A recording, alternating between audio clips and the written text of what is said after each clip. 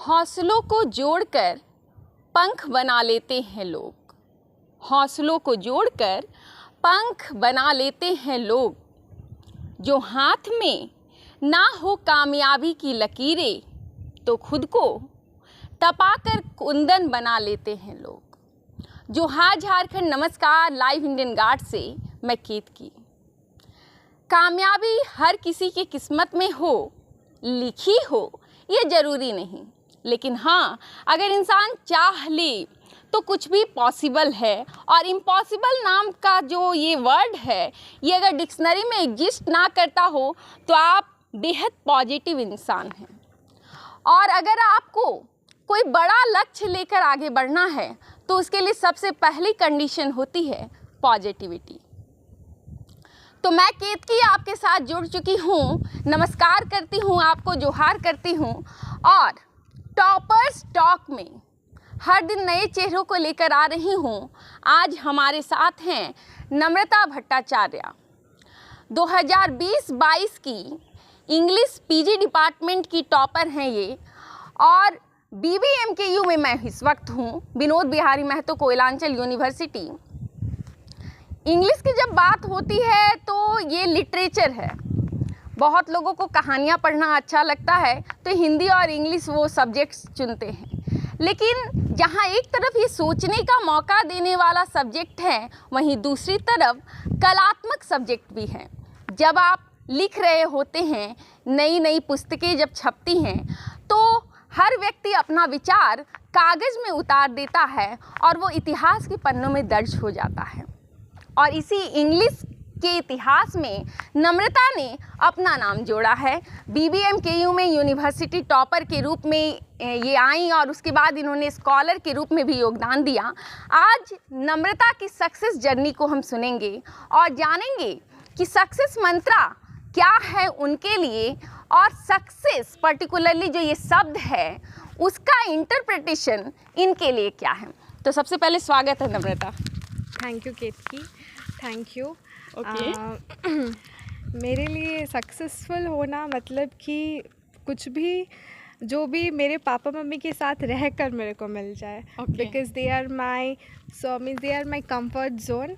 और हमेशा से, जैसे मैं आफ्टर 12th भी मैं बाहर नहीं गई, जस्ट बिकॉज मेरा बाहर एडमिशन होने वाला था बट मैं गई नहीं, जस्ट बिकॉज ताकि मैं अपने पेरेंट्स के साथ, ऐसी बात नहीं होती है कि आप बाहर ही पढ़ रहे हो तो आपको सब कुछ मिल सकता है। बिल्कुल। आप कहीं पे भी हो, लेकिन आप अपना सारा एफर्ट, सारा हार्ड वर्क, स्मार्ट वर्क अपने से खुद ब खुद होकर एक्सप्लोर करना अगर कर पा रहे हो तो you can just achieve everything.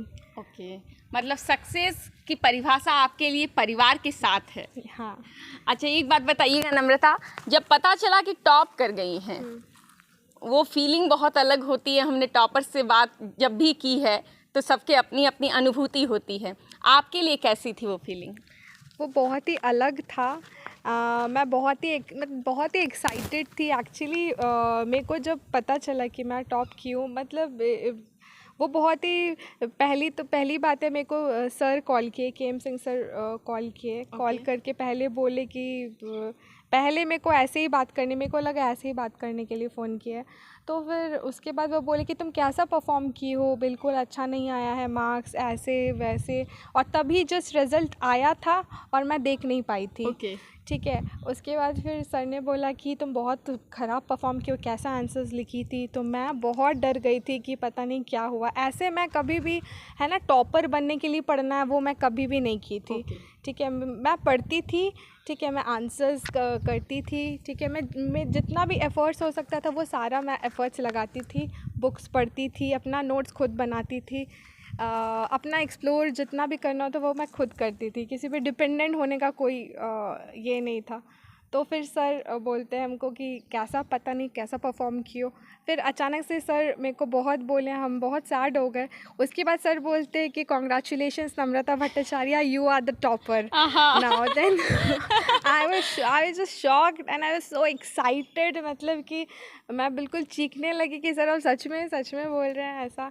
तो मेरे लिए बहुत ही अलग एक्सपीरियंस था। लाइक जैसे भी आप टॉक में बात करते हो कि जनरली सारे फ्रेंड्स फ़ोन करके कंग्रेचुलेट करते हैं, और मेरा एक्सपीरियंस टोटली बिल्कुल अलग था। उसके बाद फिर करके इंद्रजीत सर कॉल किए थे, तो वो कंग्रेचुलेट किए। फिर मैं डिपार्टमेंट रिज़ल्ट लेने आई थी, तो फिर हिमांशु सर कंग्रेचुलेट किए। तो it was such an experience जो कि मतलब बहुत ओवरवेलमिंग मोमेंट था मेरे लिए, जो मैं मतलब कभी भी वर्ड्स में फ्रेम करके सेंटेंस नहीं बना सकती हूँ। ओके अच्छा, आप बता रही थी अभी कि जब आया तो खुशी के मारे जो मतलब चीखना होता है कि वाकई ये हो गया है, तो उस वक्त घर में और कोई थे जो आपकी चीख सुनकर बाहर आए कि अच्छा क्या हुआ बताओ? हाँ, फिर मम्मी बोली कि तुम इतना चिल्ला रही हो, क्या हो गया? तो फिर मैं मम्मी को बोली। उसके बाद मैं तुरंत मतलब मम्मी को अच्छे से आंसर बैक करने से पहले मैं कॉल की पापा को कि पापा अब मैं टॉपर हूँ। तो मतलब पापा भी बहुत खुश हो गए। मतलब ऐसे ही, और मेरा भाई भी है, तो वो भी बोल रहा है कि दीदी हमको तो पहले से पता था कि तुम इतना मेहनत करती थी। बट वो एक्सपीरियंस अलग होता है, बिल्कुल अलग होता है। और उसके बाद फिर जब अटैच्ड हो आपके साथ एक, आप सर्व कर सकते हो 1 साल यूनिवर्सिटी में, पीजी डिपार्टमेंट में पढ़ा सकते हो, मतलब ये एक्सपीरियंस कुछ अलग है, क्योंकि आप पोडियम में खड़े होकर पीजी के बच्चों को पढ़ा रहे हो, not even UG, not even 11-12, हम लोग पीजी लेवल के बच्चों को पढ़ा रहे हैं, तो वो उसमें ही बहुत बड़ा बात है। अच्छा, एक बात और बताइएगा, एक्सपेक्टेशन तो आप कह रही हैं कि आपको नहीं थी, लेकिन 10-12 या उससे पहले कभी टॉप किए थे कि मतलब वही कंटिन्यूटी बनी रह गई? मैं बीएड में भी टॉप की थी। अच्छा। इससे पहले मैं मतलब ग्रेजुएशन के बाद मैं बीएड की थी, तो उसमें भी मैंने टॉप किया था। ओके। तो उसमें भी मैं कभी भी टॉप करने के लिए स्पेशली मतलब मार्क्स के लिए मैं कभी नहीं पढ़ाई करती हूँ। मैं हमेशा अपना बेस्ट देती हूँ, उसके बाद फिर मैं छोड़ देती हूँ, मतलब जो होगा उसके बाद। मतलब I don't get so much excited कि मतलब हाँ इतना नंबर आया, या किसी से कंपटीशन। मेरा कभी किसी से कंपटीशन नहीं रहा। कभी भी कंपटीशन करने के लिए नहीं रहा कि आप अपना पढ़ाई करो, सब दोस्त है। बिल्कुल वैसा है, कभी भी वैसा नहीं रहा कि हाँ मतलब नॉलेज गेन करनी है, कुछ नया सीखना है, उसके बाद फिर आप अपना बेस्ट दो, दैट्स इट। उसके बाद फिर जो रिजल्ट है वो बोलेगा। ओके, बहुत बड़ी बात आपने कही है, और आपके रिजल्ट ने वाकई बोला नहीं, शोर मचाया है। अच्छा, एक बात और जानना चाहूँगी, कहाँ से पढ़ाई हुई फ्रॉम जीरो टिल पीजी? मेरी पहली पढ़ाई डेनोबले स्कूल CMRI में हुई है। लाइक मेरा बेस वहीं पे, ठीक है, डेवलप हुआ। उसके बाद मैं एज़ कॉमर्स ली थी, तो मैं 11-12 राजकमल में पढ़ी हूँ। ठीक है, उसके बाद फिर मैं 11 से ही मैं बहुत डिटर्मिन्ड थी एज़ कि मेरे को टीचर बनना है। तो मैं 11th की मतलब कि ये डिसीजन था मेरा कि मैं टीचर बनना है, और सीरियसली मतलब टीचर बनना है। मेरे अंदर मेरे को लगता है कि एक टीचिंग वो है कि मतलब I have to be like I have that kind of thing. So after 12th मैं ग्रेजुएशन की इंग्लिश लिटरेचर लेके, और 11 से ही मेरे को मतलब मेरे को लगता था कि इंग्लिश इज़ माई सब्जेक्ट। मेरे को इंग्लिश में हमेशा से लेने के बाद ही पता चलने लग गया था। हाँ, मेरे को हमेशा इंग्लिश में हमेशा से ही अच्छा मार्क्स आया है। लाइक मैं इवन जो मेरे क्लास में कुछ मतलब अच्छे स्टूडेंट्स हुआ करते, उनको भी मैं इंग्लिश में इवन गाइड करती थी। और फिर मतलब ऐसा एक्सपीरियंस रहा है मेरा। उसके बाद फिर मैं English as a subject honours ली ग्रेजुएशन में। यहीं से मेरी हुई है ग्रेजुएशन भी SSLNT से। अच्छा। बट एज बिकॉज मैंने इंग्लिश चुना था, तो मैं बाहर भी अप्लाई की थी, मैंने काउंसलिंग भी अटेंड किया, बट मैं एडमिशन वहाँ पे नहीं करवाई, जस्ट बिकॉज मेरे को अकेले रहना पड़ेगा। और मैं पेरेंट्स के बिना नहीं रह सकती हूँ। उसके बाद फिर मैं बीएड की। उसके बाद मैंने बीएड किया। उसके बाद फिर बीएड में मेरे को बहुत अच्छा मार्क्स आया, तो सब कोई बहुत खुश था। और फिर आफ्टर ग्रेजुएशन मैंने रिज्यूमे ड्रॉप किया था अपना धनबाद पब्लिक में, तो आई वाज सिलेक्टेड। उसमें भी मैं बहुत नर्वस थी कि 25 जन थे वहाँ पे, ठीक है, सब बीएड वाले थे, और मैं जस्ट अ ग्रेजुएट देन। तो क्या ही मतलब कोई मतलब कि मेरे से नहीं थी कि मतलब नहीं थी कि मैं सिलेक्ट होंगी, लेकिन मैं सिलेक्ट हो गई थी as a PRT teacher. Then also मतलब मेरे को लगा कि मतलब it was just a test match for me, but मतलब फिर भी आपने किया 25 लोग हाँ उनको उसमें बीट करके compete उसमें करके। आना। हाँ उसके बाद फिर वो मेरे को लगा कि नहीं, ये बीएड के बीच में बहुत बड़ा ऑब्स्टिकल बन रहा है, मैं अच्छे से पढ़ाई नहीं कर पा रही हूँ। तो बिकॉज़ मैं अपना नोट्स खुद बनाती थी, तो मैं मतलब कि मैं रेजिग्नेशन दे दी कि हाँ मैं पढ़ाई करूँगी। Okay. उसके बाद फिर मेरा बीएड कंप्लीट हुआ, तो मेरे को बहुत अच्छा मार्क्स आया। लाइक एक्सटर्नल्स भी जो आए थे थर्ड सेमेस्टर में, वो भी बहुत तारीफ़ कर रहे थे मेरे प्रिंसिपल सर के सामने, तो उन्होंने भी बोला कि बहुत तारीफ़ हुई बीएड है कहाँ से आपने किया? कुमार बीएड कॉलेज अच्छा। से। तो वहाँ पे भी मेरा परफॉर्मेंस अच्छा रहा। और फिर मैं स्कूल ज्वाइन कर सकती थी, बट मैं स्कूल ज्वाइन नहीं करके मेरे को मन था कि मैं मास्टर्स करूँ उसके बाद ज्वाइन करूँ। ओके। तो जब मैं मास्टर्स भी कर रही थी तो मैंने 1-2 फॉर्म फिलअप किया था। लाइक एक क्या ओनली फॉर्म मैंने फिलअप किया था वो जो डीएवी का था। तो डीएवी में भी मेरा written test just as DAV का रिटन टेस्ट बहुत टफ होता है, एवरीबडी नोज़ दैट।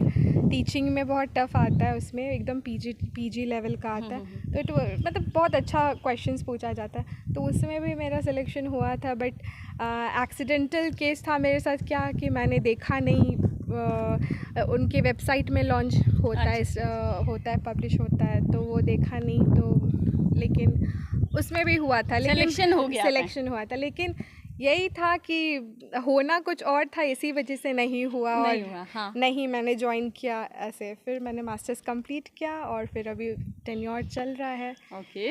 अच्छा एक बात और जानना चाहूँगी, आपने बोला कि बीएड भी की हैं आप, तो ठीक है बीएड हो गई, अब पीजी भी हो गई, तो आप स्कूल टीचिंग और कॉलेज या यूनिवर्सिटी टीचिंग दोनों के लिए एलिजिबल हैं अब, तो ऐसे में कौन सी राह चुनेंगी? ऑब्वियसली मैं for the long run obviously मेरा गोल हमेशा से यूनिवर्सिटी टीचिंग या कॉलेज टीचर ही होगा।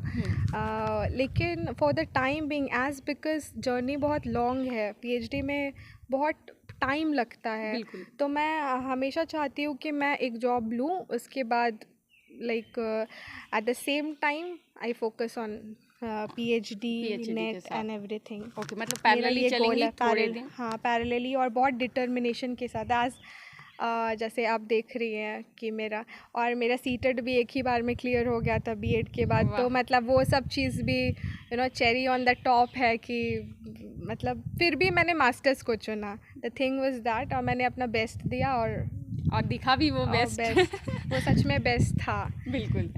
अच्छा एक बात बताइएगा, जिस दिन पता चला कि टॉप कर गई हैं, रात को नींद आई थी या कुछ फील हो रहा था कि आज मैं ऊपर आसमान नीचे ऐसा कुछ? नहीं, मैं बहुत ही ज़्यादा खुश थी, और मतलब मैं इस वजह से और भी ज़्यादा खुश थी कि सबका जो हार्डवर्क होता है वो जो भी सब एफ़र्ट्स, सब कोई अपने तरफ से एफ़र्ट्स लगाता है, लेकिन खुशी इस बात की थी कि मेरा एफ़र्ट्स काउंट हुआ और मैं एज अ टॉपर अब पीजी डिपार्टमेंट में एज अ टीचिंग असिस्टेंट या एज अ स्कॉलर काम करूँगी फॉर 1 ईयर। तो वो बहुत बड़ा एक्साइटमेंट था। और एज टीचर्स ने भी बोला था कि मतलब वो हमेशा से बहुत ही ज़्यादा इनकरेजिंग थे, सारे टीचर्स हमारे पीजी डिपार्टमेंट ऑफ इंग्लिश के हमेशा से बहुत ही ज़्यादा इनकरेजिंग थे, हमेशा से सबको मतलब कि इक्वली चांस देते थे बोलने का, या मतलब कि हमेशा मोटिवेट करते थे। तो सर हमेशा मेरे को मोटिवेट मतलब हमेशा सारे टीचर्स ने हमको मोटिवेट किया है, और फिर ब्लेसिंग्स भी रही है, तो वो सब चीज़ पे ऑफ हुआ और रिज़ल्ट आया तो पता चला बस। तो सफलता का श्रेय देखिए सारा सिचुएशंस जो मेरे साथ रहा। मेरे टीचर्स ऑफ कोर्स जो बहुत ही ज़्यादा मोटिवेट और बहुत इनकरेजिंग, सारा सिचुएशंस को सेम सब कुछ अच्छे तरीके से हुआ ये, और मेरा एफ़र्ट्स और मेरे पापा मम्मी के बिना मैं कुछ भी नहीं हूँ, और वही। अच्छा, ये सब जो है सब ने मिलकर आपको टॉप करवा दिया। बिल्कुल। अच्छा 11-12 में कॉमर्स राजकमल से पढ़ा आपने, उसके बाद इंग्लिश, जबकि आमतौर पे बच्चे सीए या उससे रिलेटेड फील्ड्स में ट्राई करते हैं, हाँ, या फिर बीकॉम करने जाते हैं, फिर उसके बाद सडनली लिटरेचर, मतलब एक तरफ व्यापारी को व्यापार चलाना सीख रही थी, और उसके बाद सीधे आप आ गई एक कलात्मक, क्योंकि काफ़ी क्रिएटिव होता है, तो ये कैसे हो गया पूरा? एक्चुअली 11-12 में मैंने एज अ स्ट्रीम कॉमर्स को इसलिए चुना था क्योंकि कॉमर्स मेरे को ऐसे जनरली बहुत पसंद था, ठीक है। फॉर 11-12 वो मेरे को अच्छा लगता था। और इंग्लिश तो सब्जेक्ट हम मेरी थी। आर्ट्स मेरे को बेसिकली बहुत रोट लर्निंग मेमोराइजेशन का सब लगता था सब्जेक्ट्स, इसलिए मैंने नहीं चुना। तो मेरे लिए कॉमर्स हमेशा से 11-12 के लिए बेस्ट सब्जेक्ट रहा है, मतलब फॉर मी इट सूटेड। और मैं 11th से ही हमेशा डिटरमिन्ड हूँ कि मेरे को इंग्लिश एज अ सब्जेक्ट ही लेना और मेरे को टीचर ही बनना है। तो मतलब आई वॉज ऑलवेज सॉर्टेड। तो इसीलिए ज़्यादा मतलब उस समय मेरे को कन्फ्यूजन कभी भी नहीं था। हुआ। मैं क्लियर हूँ अपने गोल में कि हाँ मेरे को यही चाहिए और I will work for that. मतलब अगर भगवान का साथ रहा, सबका साथ रहा तो हो जाएगा, और नहीं रहा तो नहीं होगा। वैसे मुझे लगता है इतना हुआ है ये भी कम नहीं है और आगे अच्छा ही होगा। अच्छा, एक बात और, स्टडी मटेरियल क्या रहा इस दौरान और गेस्ट पेपर के बारे में आप क्या सोचती हैं? मैं स्टडी मटेरियल जैसे हमारा सिलेबस हुआ, पहली बात है तो सिलेबस को अच्छे से स्टडी करना। बिल्कुल, ठीक है। अच्छे से स्टडी करना, टेक्स्ट बुक्स पढ़ना, ना कि कोई गेस्ट पेपर का सहारा लेकर पढ़ना। क्योंकि देखिए गेस्ट पेपर मतलब कोई शॉर्टकट से आप कभी सक्सेसफुल नहीं बन सकते हैं, because success doesn't come with any shortcuts. आपको लॉन्ग कट भी नहीं लेना, लेकिन आपको स्मार्ट वर्क करना है, आपको सिलेक्टिव पढ़ना है, आपको पढ़ना है सब कुछ, आपको फिल्ट्रेशन अपना लगाना है कि हाँ आपको कैसे पढ़ना है, वो टेक्निक आपको खुद ही चूज़ करना पड़ेगा। लेकिन आपको जैसे हमारे लिटरेचर में बहुत एक्सप्लोर करने की ज़रूरत होती है। आप सब कुछ एक्सप्लोर करो, लेकिन जब क्वेश्चंस आता है पेपर में तो आप वो सारा फ़िल्टर करके आपका जो आना चाहिए वो बिल्कुल बेस्ट आंसर आना चाहिए। Like introduction, the body with a conclusion, ठीक है। उसमें जो कंटेंट्स होता है वो कंटेंट बहुत अच्छा होना चाहिए। बिल्कुल। और जनरली धनबाद में देखा गया है कि सब कोई बहुत रोट लर्निंग करते हैं, गेस्ट पेपर्स लेते हैं, लेकिन मेरे को लगता है कि गेस्ट पेपर से आप पता नहीं, नंबर तो हो सकता है किसी को गलती से मिल भी जाए, लेकिन ये आपका लॉन्ग रन के लिए कभी भी नहीं होगा, क्योंकि वो आपका बना बनाया मटेरियल आपको प्रोवाइड कर रहा है। लेकिन आप अगर अपने लिए नोट्स बनाएंगे ना तो फिर वो आपका खुद का नोट्स होगा, वो खुद आप पढ़ोगे और वो खुद आप अच्छे से परफॉर्म कर पाओगे और ज़्यादा। बिल्कुल, मुझे लगता है खुद के नोट्स याद करना ज़्यादा आसान होता है। हाँ, क्योंकि आप बनाते हो ना, और उसी बीच आप कितना सारा साइट्स, कितना सारा बुक्स एक्सप्लोर करते हो, सब रीड करते हो। तो मैं हमेशा से टेक्स्ट बुक को ही, मतलब कि हमेशा मैं टेक्स्ट ही पढ़ते आई हूँ, ठीक है। और जिसका टेक्स्ट नहीं मिला होता है उसका PDF भी अवेलेबल होता है, तो उसका PDF भी अवेलेबल हो जाता है। भी पढ़ा? हाँ, ऑनलाइन भी पढ़ा, वो दोनों मिलाकर। जैसे ऑनलाइन किसी का होता है कि टेक्स्ट अवेलेबल नहीं होता है, तो उसमें ऑनलाइन बहुत सारा साइट्स दिया हुआ है, बहुत सारा आर्टिकल्स होता है PhD स्कॉलर्स का, वो हम लोग गो थ्रू कर सकते हैं लिटरेचर के लिए, इंग्लिश लिटरेचर के लिए। तो हमारे पास बहुत स्टडी मटेरियल रहता है। लेकिन गेस्ट पेपर वो बिल्कुल राइट डिसीजन नहीं होता है, मेरे को लगता है, क्योंकि वो लॉन्ग रन के लिए नहीं है। ओके, कितने घंटे पढ़ती थी और कब पढ़ती थी, रात को या सुबह? मैं हमेशा से बहुत कंसिस्टेंट रही हूँ। लाइक मैं कभी भी ऐसा नहीं होता था कि मैं जस्ट एग्ज़ाम से पहले ही पढ़ना स्टार्ट की हूँ। मैं हमेशा से, मतलब एज़ लिटरेचर हमेशा से मेरा बहुत, मतलब मेरा सब्जेक्ट रहा है। तो मैं हमेशा से लिटरेचर को मतलब कि मेरे को पसंद है, इसी वजह से मैं पढ़ती आई हूँ। तो मैं हमेशा से पढ़ती आई हूँ। और आपको जैसे पता है कि टेक्स्ट होता है हमारे में, तो आप टेक्स्ट में खो जाते हो। बिल्कुल। उसको आपको फिर रटने का या कुछ करने का नहीं, वो आपके इवन आप बात भी कर रहे हो ना, तो उसमें भी डिस्कशन में भी वो पॉप आउट हो जाता है कि हाँ हम लोग इस बारे में बात की थे, just like that character, you know, relate करना। तो लिटरेचर एकदम लाइफ के बारे में है, तो हम लोग लाइफ पढ़ते हैं। मतलब मुझे लगता है आप खोकर पढ़ने वाली लड़कियों में से हैं। बिल्कुल। ओके। मतलब इंग्लिश के कारण आप मीरा बन गई शायद। अच्छा, एक बात और जानना चाहूँगी, बच्चे जो हैं आजकल के सोशल मीडिया पे बहुत ज़्यादा रहते हैं, आपकी लाइफ में क्या रहा रोल और कैसे डिस्ट्रैक्शन को अवॉइड करें? एक्चुअली मैं बहुत ज़्यादा सोशल मीडिया पर्सन नहीं हूँ, ठीक है। मैं हमेशा इंटरनेट को यूटिलाइज़ करने वाली में से आई, मतलब हमेशा से मैं यूटिलाइज़ करती आई हूँ। क्योंकि जब मैं ग्रेजुएशन में भी थी, जब मेरे दोस्त ट्यूशन जाया करते थे, मैं तब मैं खुद अपना नोट्स खुद बनाती थी, ठीक है, मैं तब मेरे पास ना फेसबुक हुआ करता ना व्हाट्सअप हुआ करता था, और ग्रेजुएशन में तब वो बहुत बड़ी बात थी कि हाँ you don't have any WhatsApp, you don't have any Facebook, मतलब और फेसबुक नहीं होना तो वो बहुत बहुत बड़ी। मैं मास्टर्स में आकर फेसबुक का एक आईडी क्रिएट की just because PG department of English का एक ग्रुप है, उसमें हमें पोस्ट करना होता था, तो इस वजह से जस्ट बिकॉज ऑफ दैट पढ़ाई के मेरा कारण। हाँ पढ़ाई के कारण। ऐसे मैं बहुत ज़्यादा सोशल मीडिया पसंद नहीं हूँ, मैं हमेशा से मतलब, और टीवी पसंद भी नहीं हूँ। Okay. और मेरे को बुक्स पढ़ना बहुत पसंद है, मेरे को डिस्कशन आइडियाज़ थॉट्स ये सब करना बहुत पसंद है, और मैं मतलब यूट्यूब देख सकती हूँ, मैं अपना नोट्स खुद बना सकती हूँ। लाइक यूटिलाइज़ करना चाहिए हमें इंटरनेट को, क्योंकि वो बून बनना चाहिए, बिल्कुल, वो हमारे अगेंस्ट नहीं जाना चाहिए। कोई भी कुछ भी होता है वो हमारे अगेंस्ट नहीं जाना चाहिए, हमें उसको यूटिलाइज़ करना है, ना कि उनका डिसएडवांटेज को ये करना है। बिल्कुल, मतलब ये अपने ऊपर बैलेंस रखते हुए इस पे काम करना पड़ेगा। देखिए व्हाट्सएप में तो जनरली हमारे लाइफ में अभी व्हाट्सएप का बहुत बड़ा रोल हो ही गया है, लेकिन अब उसमें आप कुछ कर नहीं सकते, आप अवॉइड कर सकते हैं। पढ़ाई के टाइम आप उसको साइलेंट कर सकते हैं फ़ोन को, क्योंकि डिस्ट्रैक्शन देखिए आप डिस्ट्रैक्ट करेगा ही अगर आप ज़्यादा एडिक्टिव होंगे, ज़्यादा टाइम देंगे। लेकिन आप लोग हमेशा हम लोग को ये ध्यान में रखना कि क्या ज़रूरी है। बिल्कुल, बहुत बड़ी बात आपने कही, क्योंकि प्रायोरिटाइज अगर हम कर लेते हैं कि क्या ज़रूरी है तो अपने आप फिल्टर आउट होता जाएगा डिस्ट्रैक्शंस। और आप जो टाइम वेस्ट करते हो वो हमेशा आपको ही कॉस्ट चुकाना पड़ता है उसका बाद में। बिल्कुल, तो मैं नहीं चाहती हूँ कि मैं कॉस्ट चुकाऊँ, इसी वजह से I am very obedient and I am very hard working. I take these things very seriously, as Himanshu sir says, बिल्कुल, you have to pay the cost. बिल्कुल, अपॉर्चुनिटी कॉस्ट होती है। आपको कॉस्ट चुकाना पड़ेगा। आप अगर टाइम वेस्ट कर रहे हो, आप सब चीज़ एक आपको चुकाना पड़ेगा। कोई भी चीज़ आप कर रहे हो कोई भी एक्शंस का आपको चुकाना पड़ेगा। बिल्कुल, तो मतलब पढ़ाई में अगर देते हैं टाइम तो एटलीस्ट कम से कम उसके अच्छे रिजल्ट्स तो मिलेंगे। हाँ एग्जैक्टली, मिलेंगे कि नहीं पता, वो तो भगवान पे ही छोड़ दो, या मतलब वो तो टाइम पे ही छोड़ सकते हैं हम लोग। लेकिन आप अपना एफर्ट लगाते रहो, कभी ना कभी तो पे आउट होगा ही, कभी ना कभी तो आप उसमें आप सक्सेसफुल होंगे ही होंगे। अभी नहीं तो कल, अगर अभी नहीं तो फिर वो आपका राइट टाइम नहीं है, और अगर कल तो कल ही आपका राइट टाइम था। मैं एकदम इसी पे, मतलब मुझे लगता है आप थोड़ी फिलोसफिकल बातें भी करती हैं। एक्चुअली फिलोसफी और लिटरेचर मिलता जुलता है थोड़ा है, तो इसीलिए वो आ जाता है। बिल्कुल। अच्छा, किताबों के अलावा और कोई शौक है?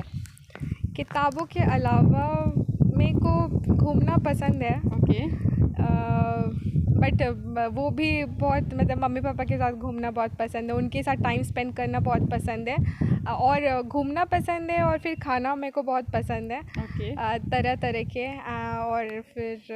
और फिर घूमना में ये नहीं, और मेरे को सेलिब्रेट करना बहुत पसंद है, छोटा छोटा इवेंट्स लाइफ का, जैसे पापा का बर्थडे, मतलब छोटा छोटा ही क्यों ना हो। बिल्कुल वैसे। ओके। अच्छा, एक बात बताइएगा, सक्सेस आपने बताया आपके लिए परिवार के साथ होना सबसे बड़ी सक्सेस है। आज के बच्चे जो हैं, पर्टिकुलरली हमारे जो व्यूअर्स हैं, उनको सक्सेस मंत्र क्या देना चाहेंगी? मैं सक्सेस मंत्र यही देना चाहती हूँ, सक्सेस का कोई शॉर्टकट नहीं होता है। आप स्मार्ट वर्क कर सकते हो, ठीक है, आपको फ़िल्टर आउट करना चाहिए, बट आपको शॉर्टकट कभी ढूंढना नहीं चाहिए। और आप एफ़र्ट्स अपना लगाते रहो, ठीक है। जैसे आज के जनरेशन बहुत जल्दी मायूस हो जाते हैं, वो सोचते हैं कि नहीं मेरा नहीं हुआ तो इसका भी नहीं होने देंगे, मतलब एक कंपटीशन है। देखिए हम लोग को आपस में कंपटीशन नहीं करना है, बिल्कुल, हम लोग को अपना बेस्ट देना है। और जो मतलब फर्स्ट और सेकंड तो जस्ट ऐसी, मतलब कि नॉर्मल सी बात है। आप सारे कोर्स में सबको ही फर्स्ट नहीं आ सकता है, एक कोर्स में कोई एक ही फर्स्ट आएगा, तो वो अपनी बात है। अगर आज आपका दिन है तो कल नहीं है, तो कल आपका दिन होगा। तो हमेशा मायूस नहीं होना। और सक्सेस मंत्र यही है कि सक्सेस का कोई शॉर्टकट नहीं होता है, आपको अपना एफर्ट्स लगाना पड़ेगा, आपको एक्सप्लोर करना पड़ेगा, जो आपको पसंद है वो आपका पसंद क्या है वो आपको जानना पड़ेगा अच्छे से, और आपको अच्छे से वर्कआउट करना पड़ेगा उसके लिए। Okay, thank you Namrata. Thank you so much. तो आपने बात सुनी इंग्लिश की टॉपर की, हालांकि बातें थोड़ी फिलोसफिकल थी, मुझे लगता है दर्शक रिलेट कर पाएंगे, लेकिन जब इंसान किसी चीज़ में खो जाता है तो ऑब्वियस सी बात है वहाँ फिलॉसफी की बातें तो होंगी ही। और नम्रता का जो ये टीचिंग के प्रति लगाव रहा, जिसके लिए उन्होंने पहले यूजी के बाद बीएड किया और फिर पीजी भी किया, और अल्टीमेटली गॉड ने उन्हें एक मौका भी दिया। स्कॉलरशिप के दौरान नम्रता ने यहाँ पर पीजी के स्टूडेंट्स को पढ़ाया भी है। ये जो जील होती है अपने अंदर, कुछ पाने की जो चाहत होती है, मुझे लगता है सक्सेस के लिए ट्रिगर पॉइंट वही होता है। अगर आप भी चाहते हैं कि आप सक्सेसफुल हो, तो सबसे पहले तो गोल को प्रायोरिटाइज़ कीजिए और उसके बाद जो भी चीज़ें आपके जीवन में भटकाव की तरह है, उनसे निकलने की कोशिश कीजिए। क्योंकि सक्सेस की तरफ जब आप बढ़ रहे होते हैं तो पूरा काफिला नहीं बढ़ता है, आपको अकेले लड़ाई लड़नी होती है। क्योंकि जब आप जीत कर आते हैं तो हाँ, बहुत सारे लोग आपको ऐसे मिलेंगे जो फूल माला लेकर हाजिर हो जाएंगे, आपको बधाई देंगे। लेकिन जब आप संघर्ष कर रहे होते हैं तो आपका अकेले का संघर्ष होता है। परंतु ये भी तो मानना पड़ेगा कि सक्सेसफुल होने के बाद फ़ायदा भी आपको अकेले ही मिलता है। हाँ, ये अलग बात है कि आपकी फैमिली जो आपका साथ देती है वो सक्सेस के बाद भी होती है। और बड़ी बात नम्रता ने आज कही है, सक्सेस जो है वो परिवार के साथ होने में ही है। तो टॉपर्स टॉक में आज नम्रता की राय हम लेकर आए हैं। आगे मैं फिर आपके साथ जुड़ूंगी और टॉपर्स, अलग अलग जो टॉपर्स हैं उन सब का व्यू पॉइंट आपके साथ शेयर करूंगी। आप कमेंट सेक्शन में हमें बताएं अपनी राय, क्या सोचते हैं आप सक्सेस के बारे में।